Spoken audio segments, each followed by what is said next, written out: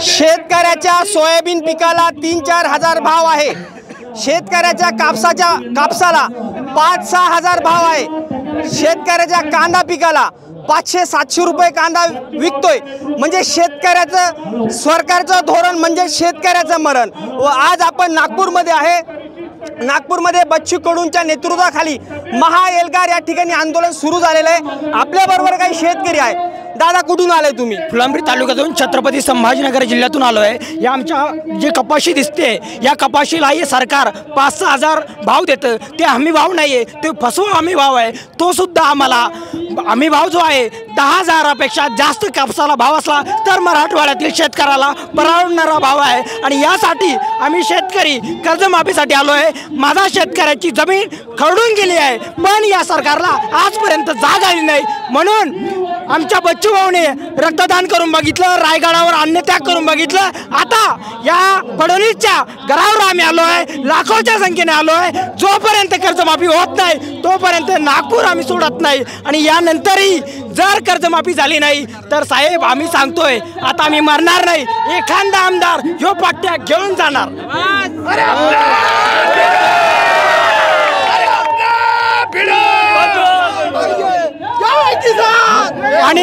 आणि या ठिकाणून सांगतोय आम्ही तुमच्यासारखे खोटारडे अजिबात नाही, आश्वासन देत नाही। सांगतोय तुम्ही कर्जमाफी दिली नाही म्हणजे कापणार।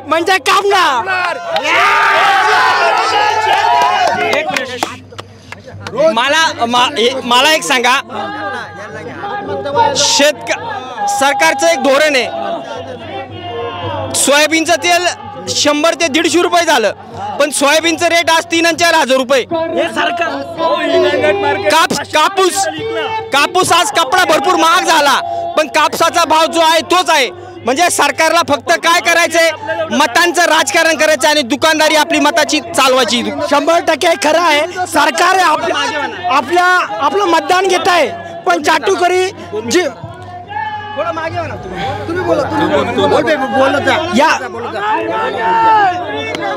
सरकार हे एकदम फसवं आहे। आपण सांगताय त्याप्रमाणे हे सरकार तेलाचे भाव वाढलेले आहे, पण ज्यापासून तेल बनतं त्या उत्पन्नाचा भाव आजपर्यंत हे सरकार वाढू शकत नाही। कारण या सरकारला फक्त या शेतकऱ्याचं मतदान लागतं, पण चाटीगिरी बडवेगिरी करायला अंबानी अदानी लागतोय। म्हणून हे सरकार शेतकऱ्याचा अजिबात नाही आहे। म्हणून या सरकारला सांगतोय, जो आमदार आमचा आवाज उठवणार नाही, तुम्हालाही सांगतो तुमचा आमदार तुमचा आवाज उठवत नसाल तर कापा त्याला, आता पर्याय नाही आहे। कारण की आपण जर विचार केला तर मध्यंतरी सोयाबीन 8-9 हजार 12 हजारापर्यंत गेलं होतं। मध्यंतरी कांद्याचे पण रेट लय वाढले होते, पण सरकार लोकांना स्वस्त भेटलं पाहिजे व आपली राजकारणाची दुकानदारी 1 नंबर चालली पाहिजे आणि शेतकऱ्याला मारणीच घातलं पाहिजे, असं धोरण आहे शेतकऱ्याचं सरकारचं। त्या ठिकाणी काँग्रेस सुद्धा कमी नाही आणि भाजप सुद्धा कमी नाही आहे। बरोबर आहे तुमचं। म्हणजे आम्हाला आज असे पत्रकार भेटले की आमच्या शेतकऱ्याची बाजू तेच घेत आहे, म्हणजे आम्हाला बोलायची गरज नाही, पण आमच्याकडे काय तुम्ही बोला आणि जो काम करते त्याला कापायची जबाबदारी आता आमची आहे। आणि आता आम्ही शेतकरी म्हणून आमच्याकडे 10-10 एकर जमीन आहे, पण आता या विदर्भातला नागपूरचा एक शेतकरी मला भेटला। तो म्हणला, भाऊ माझं 32 वर्ष वय आहे, माझ्याकडे 10 एकर जमीन आहे, फळबाग आहे, पण मला कोणी पोरगी द्यायला तयार नाही। ही या विदर्भाची वस्तुस्थिती आहे। ही केव्हा बदलणार आहे? सरकार आपल्याला हमी भाव देईल आणि कर्ज तुम्हाला आम्हाला द्यायची गरज पडणार नाही। हा शेतकरी तुम्हाला कर्ज देईल। हा खूप मोठा प्रश्न आहे। नुसतं विदर्भातलाच हा विषय नाही। शेतकरी जर म्हटलं तर 40-40 वर्षाचे क्रॉस मुलं झालेले, पण शेतकरी जर मुलगा जर म्हटलं तर शेतकरी मुलांना मुली द्यायला कोणी धजत नाहीये। याचं कारण म्हणजे फक्त म्हणजे शेतकऱ्याचं सरकारचं धोरण म्हणजे शेतकऱ्याचं। बरोबर आहे। शेतकऱ्याला आता आपल्याला सक्षम व्हावं लागेल। जो 32 वर्षाचा झाला आहे त्यालाही माझं सांगणं आहे की बाबांनो, घरात बसू नका, रस्त्यावर या बच्चू भाऊची साथ द्या आणि या सरकारला यांची जागा दाखवा। तुम्ही कुठून आले? मी फुलंब्रीवरून आलो, छत्रपती संभाजीनगरवरून। हा प्रतिभाव आमची मागणी एकच आहे। मिडलला या, मिडलला। आमची मागणी एकच आहे का आमचा 7-12 कोरा झाला पाहिजे. ज्या खोटे सरकारनं आश्वासन दिले इलेक्शनच्या टायमाला का 7-12 कोरा करू, आजपर्यंत केलं नाही. बच्चू भाऊनं 10-12 आंदोलन केले तेव्हा पण हे सरकारनं केलं नाही. बच्चू भाऊनं शेवटचं एकच वॉर्निंग दिली, नसन होत कर्जमाफी तर ह्या आमदारांना यांचा धडा शिकवा. आता आम्ही सांगतो आम्ही मरणार होतो पण आता मरायचं नाही, एखाद्या आमदाराला मारायचं जरूर. एखाद्या आमदारला आज कर्जमाफी जर झाली नाही तर आम्ही आमच्या गावी जाऊन एक आमच्या मतदारसंघातला आमदार कापल्याशिवाय राहणार नाही. बिलकुल कापणार म्हणजे कापणार, भले आमची जिंदगी आजची 35 होईल.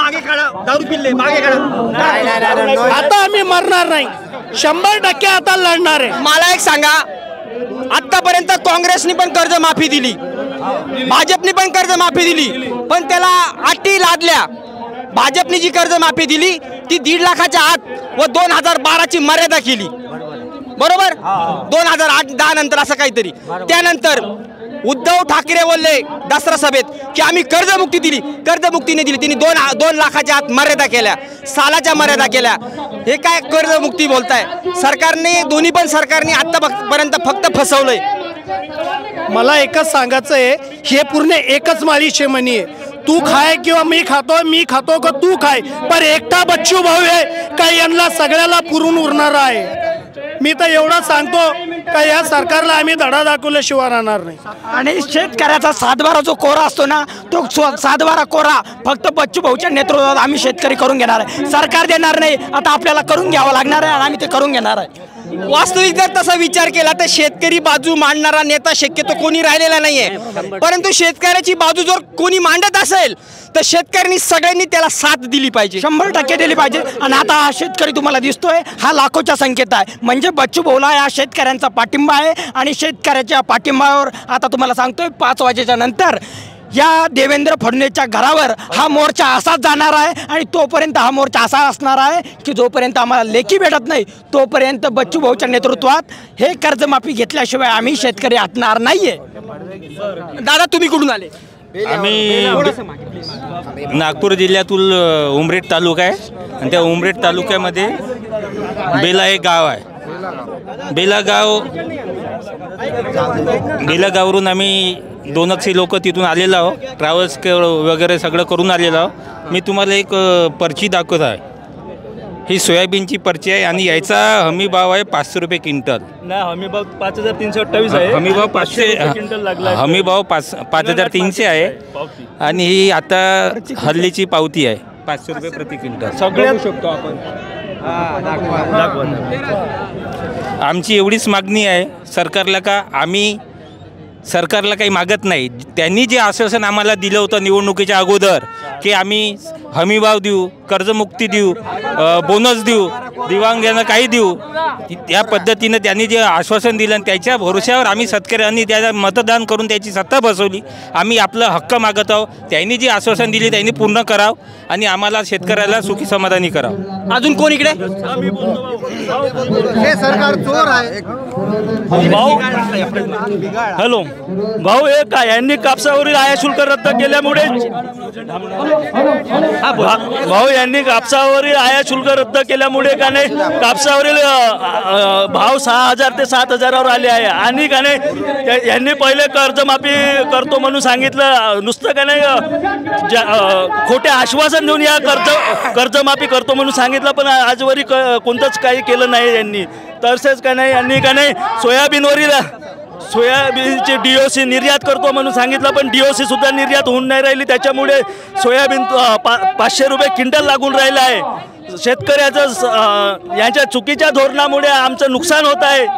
आणि कापूस निर्यात होत नसल्यामुळे भाव 6 ते 7000 आलेले आहे. त्यामुळे यांनी कापसावरील आयात शुल्क रद्द करावे. आणि 6 ते 7 कसं काय म्हणता? कशाचे म्हणता तुम्ही भाव? का कापूस 6 ते 7000 पासून घेत आहे भाऊ. त्याच्यामुळे आमचं नुकसान होत आहे. एकरी आज 8,110 रुपये कापसाचा भाव आहे. तर मोदीजी या ठिकाणी 2014ला भाषणामध्ये बोलले होते का? तुमच्या अमरावतीमधले भाषण त्यांचं मोदीजींचं की कापसावर आम्ही चांगले प्रोसेसिंग प्रोजेक्ट आणू आणि कापसावाल्याला एकदम भारी करू, एकदम पैसे. यांनी फेकण्याचं काम केले आहे. कोणत्याच कास्तकाराला याच्यापासून फायदा नाही झाला आहे. आणि कापसा यांनी म्हटलं का 15 लाख रुपये टाकते. एखाद्या तरी कास्तकाराच्या खात्यावर आले का? नुसतं का नाही, यांनी फक्त का नाही खोटे आश्वासन देण्याचं काम केलं आहे. फक्त फेकूगिरी केली. हा, फेकूगिरी केली आहे. अगर फेकू नाही होते तर पंतप्रधान नाही होते. नाही. नेमक्या प्रमुख मागण्या काय काय आहे व आंदोलनाचं स्वरूप कसं आहे? सर्वात महत्त्वाची मागणी म्हणजे शेतकऱ्यांचा संपूर्ण कर्जमाफी करा. शेतकऱ्यांना शासनाने दिलेल्या शेतमालाचा भाव प्लस 20% हमी भाव देणार होते, ते आश्वासन पूर्ण करा. हे देवेंद्र फडणवीसांना आठवण करून देण्यासाठी आम्ही नागपूरमध्ये आलेलो आहोत. कारण यांनी निवडणुकीच्या पूर्वीमध्ये शेतकऱ्यांचा 7/12 कोरा करू, शेतकऱ्यांना हमीभावापेक्षा 20% रक्कम जास्त देऊ अशा प्रकारच्या घोषणा करून मतं घेतली. परंतु सत्तेत गेल्यानंतर 2 वर्ष झाले, पण अजूनपर्यंत कर्जमाफीची किंवा कर्जमुक्तीच्या संदर्भात कोणताही निर्णय सरकारनं घेतला नाही. आणि सरकार नेहमी योग्य वेळ आल्यावर अभ्यास करून योग्य वेळ आल्यावर आम्ही ते निर्णय घेऊ असं जाहीर करते. दररोज शेतकऱ्यांची आत्महत्या होते आहे, तरी शेतकऱ्यांची वेळ येणार कधी आहे? दुसरा महत्त्वाचा प्रश्न, संपूर्ण विदर्भामध्ये नैसर्गिक आपत्तीने थैमान घातलेला आहे. संपूर्ण सोयाबीनचं पीक गेलेलं आहे. अशा स्थितीमध्ये सरकारचं लोकशाहीचं सरकार म्हणून शेतकऱ्याच्या पाठीमागं उभं राहून सरकारला सढळ हातानं मदत करणं म्हणजे किमान 50,000 रुपये हेक्टरी मदत करणं आवश्यक होतं. या स्थितीमध्ये सरकारने मागच्या 2 वर्षाच्या पूर्वी जेव्हा एकनाथ शिंदे मुख्यमंत्री होते, देवेंद्र फडणवीस उपमुख्यमंत्री होते, त्यावेळेस यांनी 2023मध्ये हेक्टरी 13,600 रुपये हेक्टरी मदत दिली होती. आणि यावर्षी मात्र देवेंद्र फडणवीसांनी तीच मदत 8,500 रुपये केली. जे पॅकेज 32,000 कोटीचं जाहीर केलं ते फसवं पॅकेज आहे. त्या पॅकेजमध्ये यांनी रस्ते पाणीपुरवठा योजनेचे 15,000 कोटी रुपये टाकले. यांनी त्यामध्ये विम्याचे 5,000 कोटी रुपये टाकले. म्हणजे सरासरी ते पॅकेज सरकार शेतकऱ्यांना फक्त 4,000 ते 5,000 कोटीची मदत सरकार देणार आहे. म्हणजे हे फडणवीस सरकार नाही, हे फसवणूक करणारं सरकार आहे. त्याचा निषेध म्हणून आणि देवेंद्र फडणवीसांनी जे त्यांच्या भारतीय जनता पक्षाने जे आश्वासनं या देशातील राज्यातील शेतकऱ्यांना दिले होते त्याची आठवण करून देण्यासाठी आलो. एक तर दिलेले आश्वासन पूर्ण करा, नाहीतर मुख्यमंत्रीपदाची खुर्ची सोडा, ही मागणी घेऊन आम्ही या ठिकाणी आलेलो आहोत. मागच्या काही महिन्यापूर्वी बच्चू कडू उपोषणाला बसले होते. त्यांनी लेखी शब्द घेतला होता सरकारकडून कर्जमाफीचा. ते म्हणे आता आम्ही अभ्यास करू, अहवाल सादर करू, त्यानंतर आम्ही कर्जमाफीची म्हणजे जाहीर करू. काय झालं? तेच सांगण्यासाठी आम्ही आलो आहे की मी पहिलेच बोललो आहे की हे सरकार फडणवीस सरकार नाही, हे फसवणूक सरकार आहे. मोदीला दिलेलं आश्वासन, त्यानंतरची कोणती कमिटी नेमली, पण त्या कमिटीची कोणती मिटिंग झालेली नाही, कोणताही निर्णय झाला नाही. आजही आमचा मुख्यमंत्री म्हणतो देवेंद्र फडणवीस की मी अभ्यास करून योग्य वेळी जाहीर करीन. योग्य वेळ केव्हा? दररोज शेतकरी आत्महत्या करते आहे, मरणं सुरू झालेलं आहे. किती शेतकरी मरण पावल्यानंतर यांचा अभ्यास पूर्ण होणार आहे? याचा जाब यांनी द्यावा. आणि म्हणून या सरकारला ते आठवण करून यासाठी आलो. तुम्ही म्हणता फडणवीस फसवता, काँग्रेस फसवत नाही का?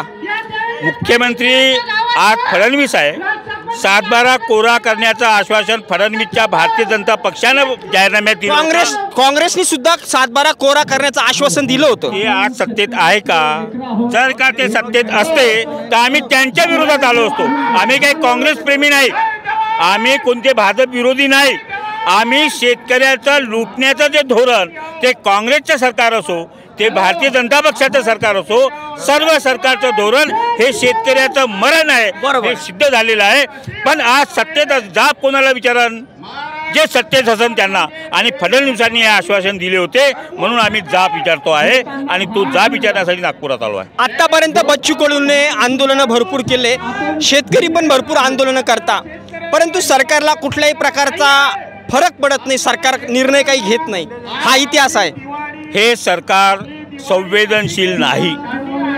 लोकशाहीमध्ये राजाने संवेदनशील असायला पाहिजे. हे रामाचं राज्य, रामाचं नाव घेऊन हे राज्यावर आले. रामाचं उदाहरण तुम्हाला माहीत असेल की सीतेला जेव्हा श्रीलंकेतून आली, रावणानं आणली, रावणाच्या घरून आणली, तेव्हा सीतेनं अग्निपरीक्षा दिली होती. पण गावातल्या एका परिचानं राज्यामध्ये सीतेवर लांछन केलं, तर त्या रामानं सीतेचा त्याग करण्याचं राव त्यांनी केलं. पण हे सरकार रामाचं नाव घेऊन सत्तेत आलं आहे. रामाचे गुण या सरकारमध्ये असते तर आज शेतकऱ्यांना इथे एकत्र यावं लागलं नसतं. आज जर विचार केला तर सोयाबीनचं तेल जवळपास 150 रुपये किलोच्या आसपास आहे व सोयाबीनला भाव अगदी 2000, 3000, 3500 विकतंय. कापसाचा जर विचार केला तर 2000, 3-4च्या दरम्यान पण 4-5 हजार कापूस होता, तो भाव आज तोच आहे. त्यानंतर मकाचा विचार केला म्हणजे सगळ्या पिकांना भाव नाही आहे. कांद्याची परिस्थिती ती आहे. कांदा एक्सपोर्टमध्ये आता बिहारला निवडणुका चालू आहे, त्याने निर्यातीमध्ये हस्तक्षेप केला. बांगलादेशमध्ये कांद्याची निर्यात बंद झाली असल्यामुळं शेतकऱ्याला मोठं म्हणजे अगदी नुकसान होतंय. आम्ही तेच सांगतो आहे की सरकारनं आयात करून या देशातले भाव पाडले आहे. आपल्या देशामध्ये GM बियाण्यावर बंदी आहे. ब्राझील, अर्जेंटिना, अमेरिकामधून जे काही सोया तेल आयात केले जाते ते GM टेक्नॉलॉजीचं आहे आणि तिथे GMच्या बियाण्याला एकरी किमान 30 क्विंटल बियाणं पिकतं आणि आंतरराष्ट्रीय बाजारपेठेमध्ये भारतीय शेतकऱ्यांना ब्राझीलच्या शेतकऱ्याची कॉम्पिटिशन करावं लागते, ज्याला 3-4 क्विंटल पिकते. म्हणून सरकारनं कमीत कमी काही करू नये, शेतमालाचे भाव पडावं म्हणून जे तुम्ही आयात करता, कधी निर्यात बंदी करता, हे फक्त थांबवा म्हणजे आपोआप शेतमालाला भाव मिळेल. फडणवीसांनी नागपूरच्या म्हणजे मला वाटतं विदर्भामध्येच टाळ घेऊन आंदोलन केलं होतं सोयाबीनच्या भावासाठी.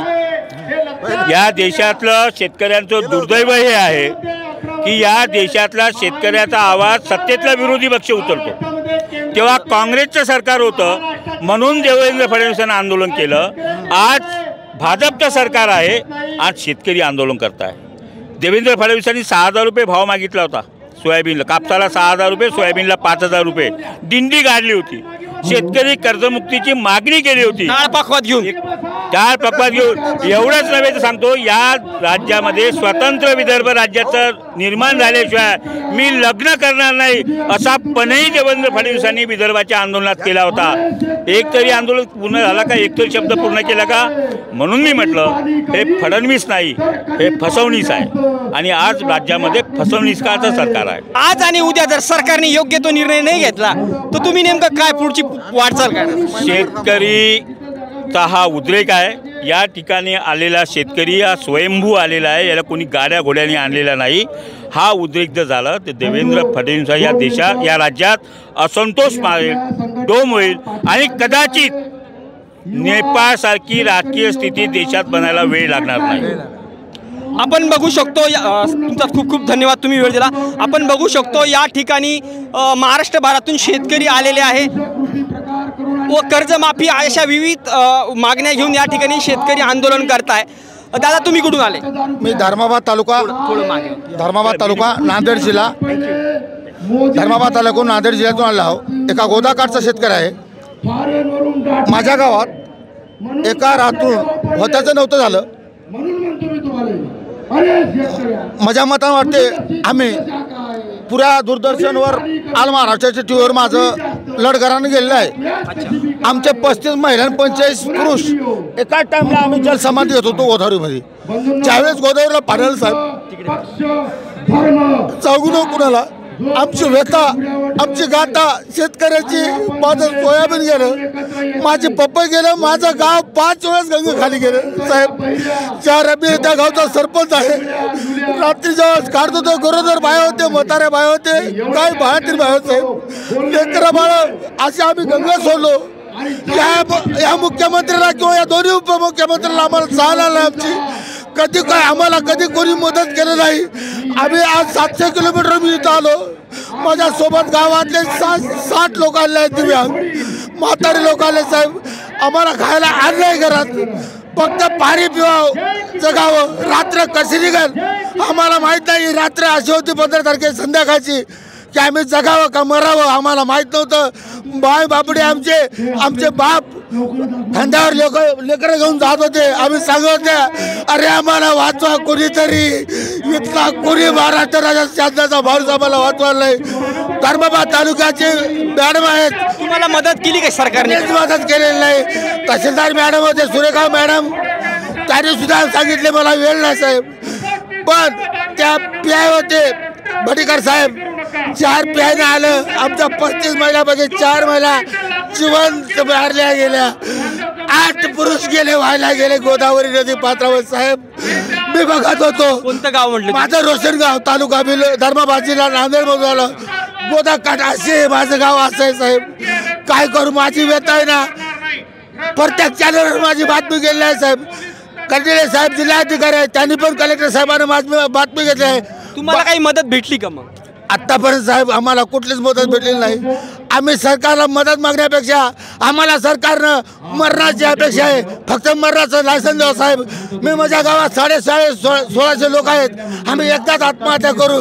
फक्त मला तुमच्या माध्यमातून, तुमचं चॅनल कोणतं आहे साहेब, G7च्या माध्यमातून या शासनाला विनंती करतो. आदरणीय देवेंद्र फडणवीस, उपमुख्यमंत्री शिंदे साहेब, उपमुख्यमंत्री अजित पवार साहेब, या देशाचे पंतप्रधान माननीय मोदी साहेब यांना विनंती करतो, आम्हाला एकदाच मरणाचं प्रमाणपत्र द्यावं. साहेब माझी गावची लोकसंख्या 1600 आहे.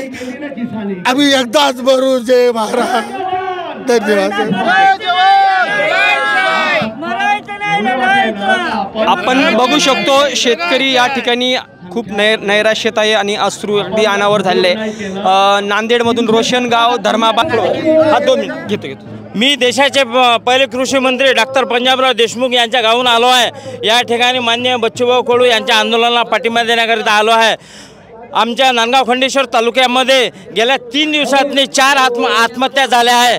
कारण आत्महत्या करायचं कारण एकच आहे का जो माणूस आत्महत्या करत होता त्याने 2-3 दिवसाच्या आत बोलून दाखवलं होतं का सोयाबीन न पिकल्यामुळे आई आपलं कसं होईल, मुलाबाळाचं काय होईल. या सर्व वैमनस्याला जाऊन आमचा शेतकरी आत्महत्या करत आहे.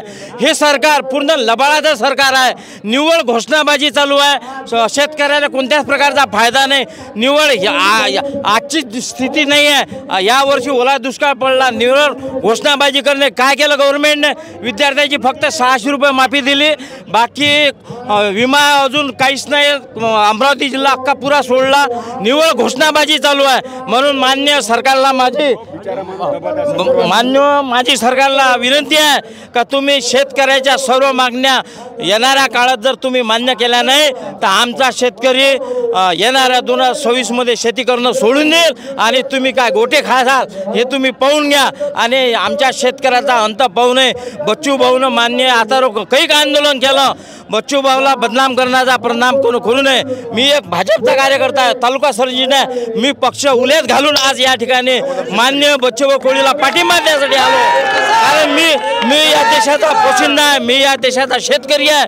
भाजपचा जरी असलो पण जय जवान जय किसान म्हणून माझी मान्य मुख्यमंत्री फडणवीस साहेबाला एकच विनंती आहे. मान्य पालकमंत्री चंद्रकांत बावनकुळेला एकच विनंती आहे का आधी शेतकऱ्याचा प्रश्न माफ करा. शेतकऱ्याच्या सर्व प्रश्न सोडा. तुम्ही लाईन बिल मोफत दिलं पण त्याला रातची लाईन नाही, दिवसा लाईन नाही. डीपी जुळाल्या. डीपीसाठी गेलं तर म्हणते ट्रान्सफॉर्मर नाही. म्हणजे या कास्तकाराचा हे सरकार एवढा अंत पाहू राहिला की या अंताचा एक दिवस स्फोट होईल आणि हा शेतकऱ्यावर पूर्णतः रस्त्यावर उतरेल. ज्या दिवशी हा शेतकरी पूर्णतः रस्त्यावर उतरेल. तुम्हाला असं वाटलं का शेतकऱ्याची या देशात एकी होत नाही, पण आता आमचा शेतकरी खरोखर एकीसाठी एकजूट होत आहे. आणि सर्व शेतकरी, मी शेतकऱ्यांना सुद्धा आवाहन करतो का आपल्या हक्कासाठी सर्व जातीपात सर्व पक्षांतर सोडून कुठेतरी एक व्हा आणि या देशाचा पोशिंदा आपण आहे, या जगाचा पोशिंदा आपण आहे हे या सरकारला दाखवून द्या.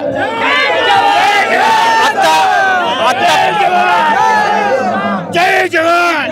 मागे मागे मागे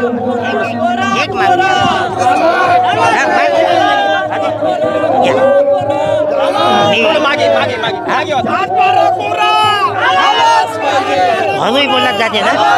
महाराष्ट्राच्या तमाम दिव्यांग बांधवातर्फे महाराष्ट्र शासनाला विनंती करतो की त्यांनी आमच्या मागणीला दिव्यांग बांधवांना सर्व दिव्यांग, मूकबधीर, कर्णबधीर, या विधवा या सर्व महिलांना 6,000 रुपये महिना चालू करावा आणि कापूस आणि सोयाबीनला हमी भावानुसार शासनाने खरेदी करावी अशी मी या आंदोलनाच्या निमित्ताने शासनाला विनंती करतो. धन्यवाद. आमदार खासदार पेन्शन राहिला एकाच मिनिटात होईल.